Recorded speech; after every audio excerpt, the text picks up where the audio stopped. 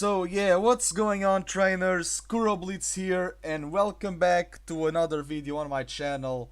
So just to give you a heads up, this month has been, very exhausting and very busy in terms of work and everything else. But because I'm also, planning some collaborations and future projects for my channel and for personal stuff, so that's why, there hasn't been anything on this month, and I also want some time for myself before my actual summer vacation. But yeah, besides, actually talking about that, I actually want to, just continue on with this platinum run, quote unquote, and just, use this as, a vehicle for an excuse to actually talk about the stuff that we currently got in regards for the Pokemon anime. The thumbnail that you see, it's not mine. It's made by Phineas Anipoke on Twitter. I'm going to leave the link in the description down below because you always need to credit the source. Um, but yeah, like today has just been, like this entire week has just been, great. Like just today, Lucas Tadeu, the guy who actually did my art, he did the animation of every single Ash, and that was recommended by Trey, my good friend Trey1. I'm going to leave their links in the description down below as well. But man, this week, like the whole thing that I actually want to talk to you about is the Project Mew from episode 71, and also as well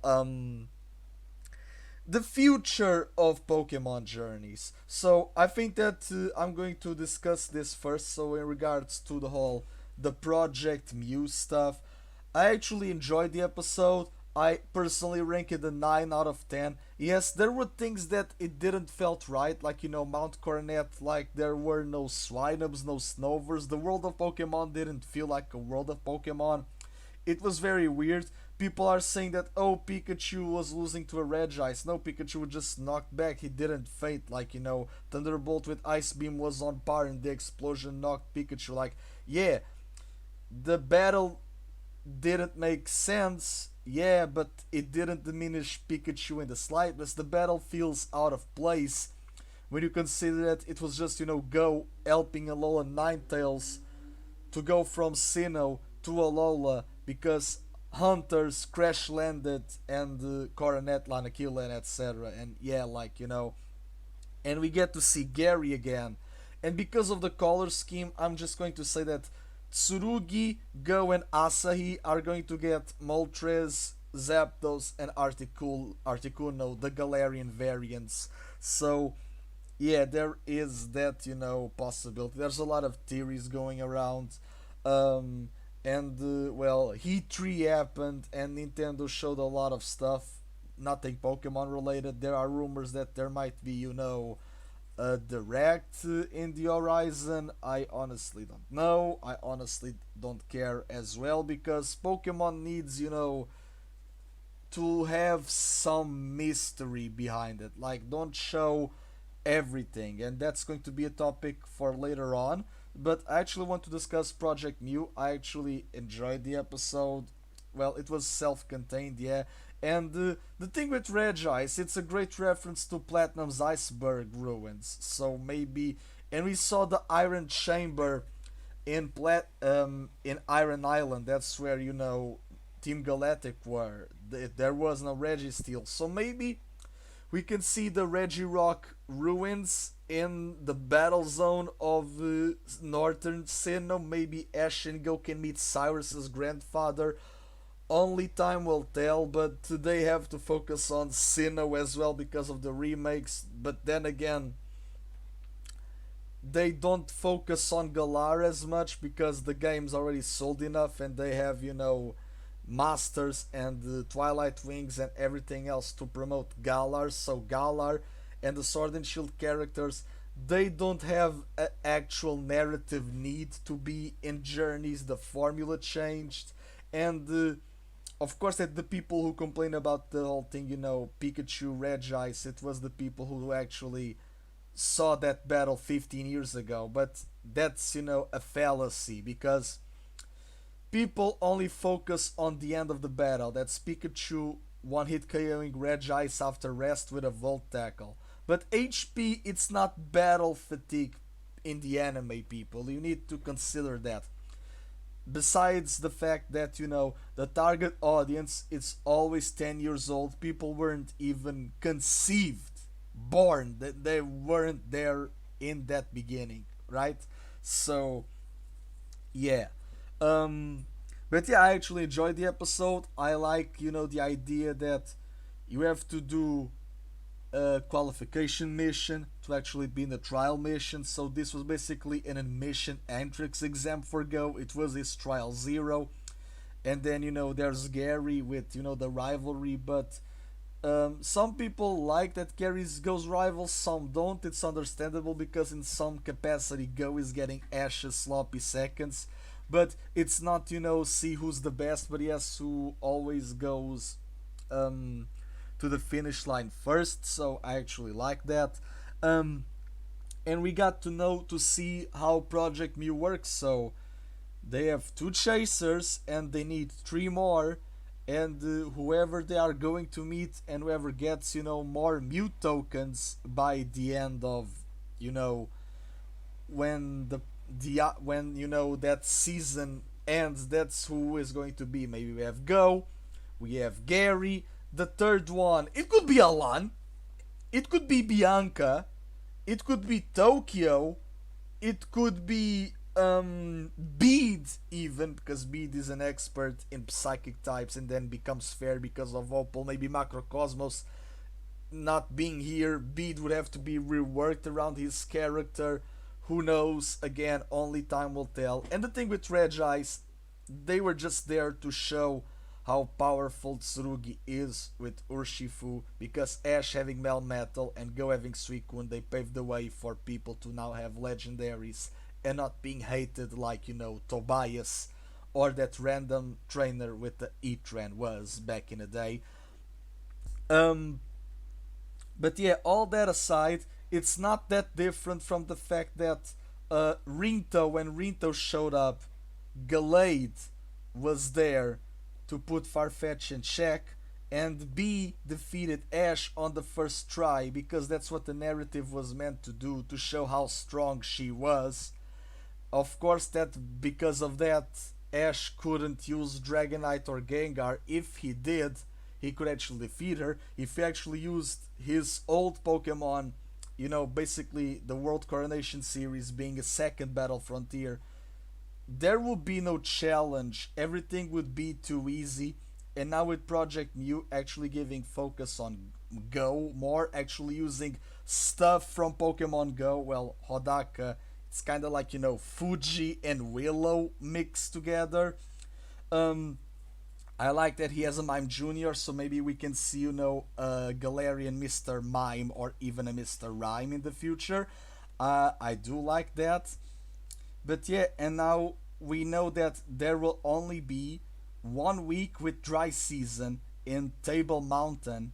And Table Mountain, it's based on Mountain Roa Ima. That's basically a mountain in in Venezuela, and it goes into the Brazilian borders, into the Guyana Islands as well. So they continue with that thing, right? They continue with Aura and Mew, movie 8 and movie 1 with Guyana and South America. Maybe we can see more of Jesse's mother. Please give Team Rocket some love, please.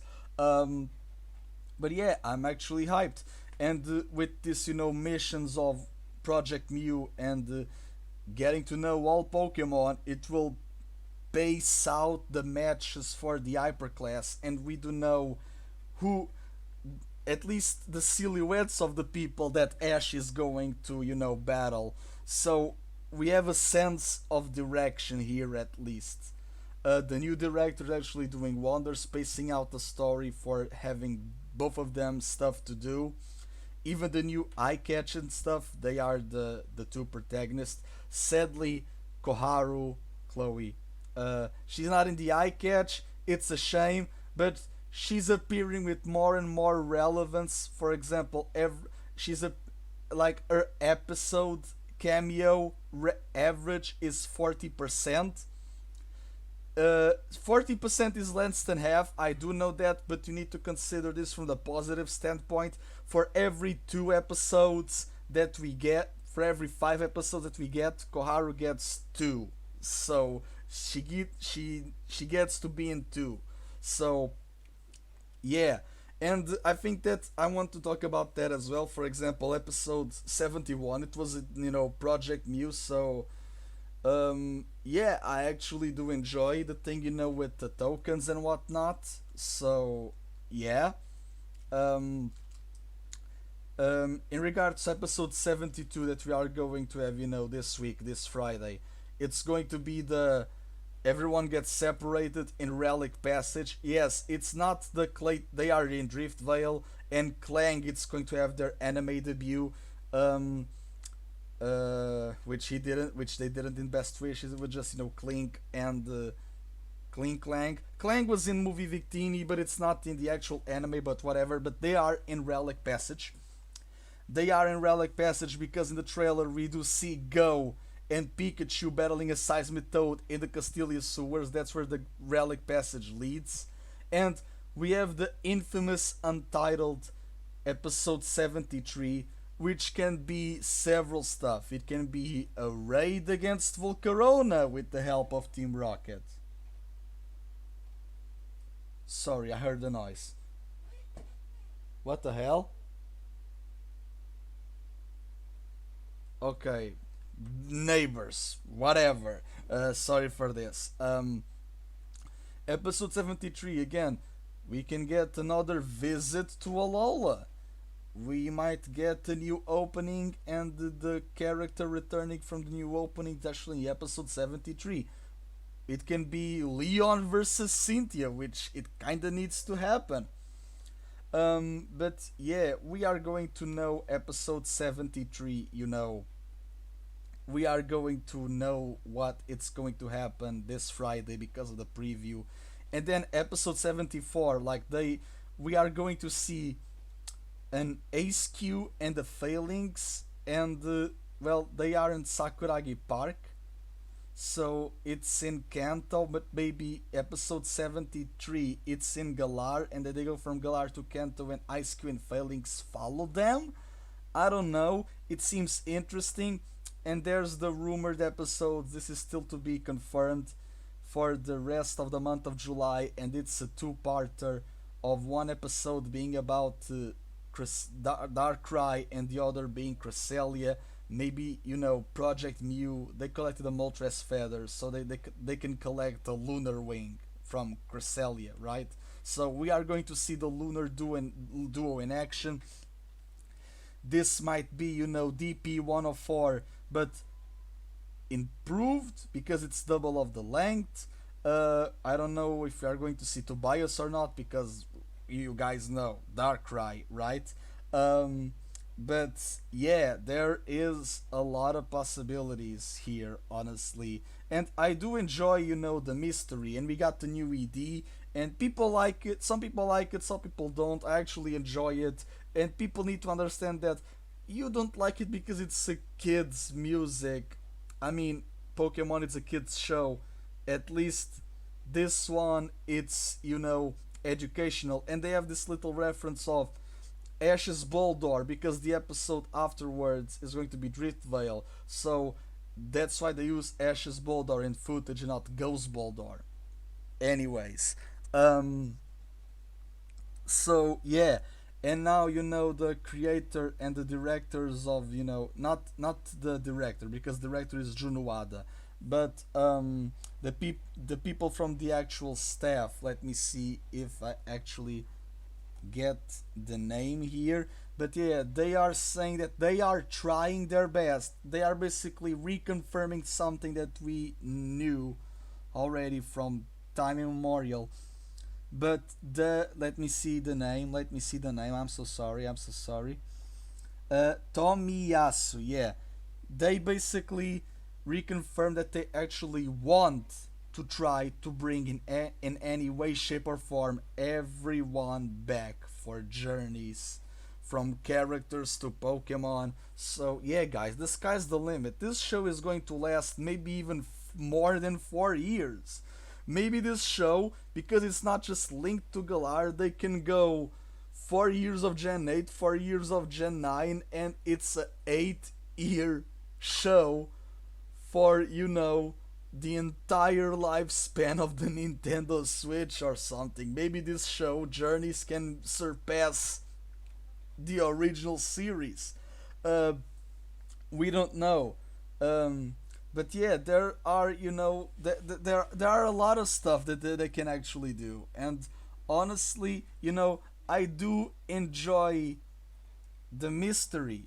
Like, we do need mystery in Pokemon, like everything being told to us. Like, no, like, let me. I'm a theorist, but I never theorize things, willy nilly. I always do my niche content, but I also know what I'm talking about. I always gather information, I always credit the source, I always make sure that my content is the very best, like no one ever was, and more so unique. Um, but yeah, there is, a lot of possibilities here. Like, this is, just amazing. Like, with the thing of, Project Mew, and the future of Journeys, and the Ultra Class, and the more appearances of Koaru. Of course, that the show isn't perfect. It's a buy our toys anime, and they could try more to write a proper narrative and story like they did before. Yeah, but times changed, so and so did the audience. We need to see the show from a perspective of, the target demographic that are 10-year-olds, but we are in our 20s, 30s, so it is difficult. And like I said many times before, journeys like Dragon Ball Super is just power over substance. They just want to transform, and the power creep and, the power scaling is just off the wazoo. But again, anyways, not wanting to bash on Journeys. I'm not here to bash on Journeys. I don't hate Journeys. I never did. I simply do constructive criticism because I care. If I didn't care, I wouldn't be here talking about the show. I love I love every single like, I don't love the flaws because you cannot love the flaws, but you need to have the place in your heart to realize that it could have been better, sure, but it could have been a lot worse as well. Like, people need to give this show a chance. Now we are getting like, we got an eye catcher, new ending. I get a new opening or a preview trailer, and we are going to get, a week break. And normally this week break would be, for the theatrical release of Pokemon, but because of current worldwide situations, that's not going to happen because Coca was on Christmas. But it would be great if Koro Ichiban or something else, or Bash Magazine, they actually, gave us some news about movie 24, or what's even going to be, right? But yeah, um, everything, from Project Mew, from, future events, for Sinnoh, for Galar, for everything and whoever more. I'm actually excited. Of course, I'm just, I recorded the playthrough before, and I'm seeing the timer as I speak, so I'm just, buying time for this. I don't have anything much else to say, or maybe I have, but I don't know what it is because I didn't plan this, I didn't script. I just want to talk. I just want to talk to people about my love for the anime, and I want to be heard, and I want for you to hear. So if you want to love the anime and hear about it, like, comment, share, and subscribe. See you later, trainers, and have an awesome day.